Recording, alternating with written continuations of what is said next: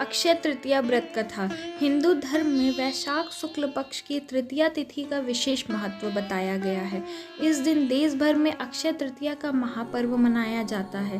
पौराणिक ग्रंथों के अनुसार इस दिन किए गए शुभ एवं धार्मिक कार्यों के अक्षय फल मिलते हैं। अक्षय तृतीया के अलावा इस तिथि में विष्णु जी के 6वें अवतार भगवान परशुराम का जन्म हुआ था, इसलिए इसे परशुराम जयंती के रूप में भी मनाया जाता है। अक्षय तृतीया के शुभ दिन को लेकर यह भी मान्यता है कि इस दिन गंगा नदी स्वर्ग से धरती पर आई थी। साथ ही अक्षय तृतीया को अन्न एवं रसोई की देवी मां अन्नपूर्णा का जन्म हुआ था। हिंदू धर्म में इस दिन से जुड़ी कई महत्वपूर्ण एवं पौराणिक कथाएं प्रचलित हैं। चलिए उन कथाओं के महत्वों के बारे में जानते हैं। अक्षय तृतीया की एक कथा के अनुसार प्राचीन काल में एक धर्मदास नामक वैश्य था। धर्मदास अपने परिवार के साथ एक छोटे से गांव में रहता था। वह बहुत ही गरीब था। वह हमेशा अपने परिवार के भरण पोषण के लिए चिंतित रहता था। उसके परिवार में कई सदस्य थे। धर्मदास बहुत धार्मिक प्रवृत्ति का व्यक्ति था तथा सदाचार एवं ब्राह्मणों के प्रति उसकी श्रद्धा अत्यधिक प्रसिद्ध थी। अक्षय तृतीया व्रत के महात्म को सुनने के पश्चात उसने अक्षय तृतीया पर्व के आने पर सुबह जल्दी उठकर गंगा में स्नान करके विधि पूर्वक देवी देवताओं की पूजा की।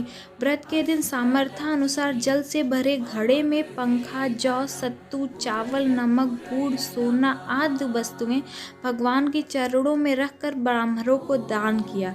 यह सब दान देखकर धर्मदास के परिवार वाले तथा उसकी पत्नी ने उसे रोकने की कोशिश की। उन्होंने कहा, अगर धर्मदास इतना सब कुछ दान कर देगा तो वह अपने परिवार का पालन पोषण कैसे करेगा। फिर भी धर्मदास ने अपने पूर्ण कर्म से विचलित न होकर ब्राह्मणों को दान दिया। उसके जीवन में जब भी अक्षय तृतीया का पावन पर्व आया, प्रत्येक बार धर्मदास ने विधि से इसकी पूजा की एवं दान आदि कर्म किए। अनेक रोगों से ग्रस्त होने के उपरांत भी उसने उपवास करके धर्म कर्म एवं दान पूर्ण किए। यही वैश्य दूसरे जन्म में जाकर कुशावती के राजा हुए। मान्यता है कि अक्षय तृतीया के दिन किए गए दान पुण्य के कारण वह अपने अगले जन्म में बहुत धनी एवं प्रतापी राजा बने। वह इतना धनी और प्रतापी राजा थे कि त्रिदेव भी उनके दरबार में अक्षय तृतीया के दिन ब्राह्मण का वेश धारण करके उनके महायज्ञ में शामिल होते थे। अपनी श्रद्धा और भक्ति का उन्हें कभी घमंड नहीं हुआ। वह प्रतापी राजा महान एवं वैभवशाली होने के बाद भी धर्म मार्ग से कभी विचलित नहीं हुए। माना जाता है कि यही राजा आगे के जन्मों में भारत के प्रसिद्ध सम्राट चंद्रगुप्त के रूप में पैदा हुए।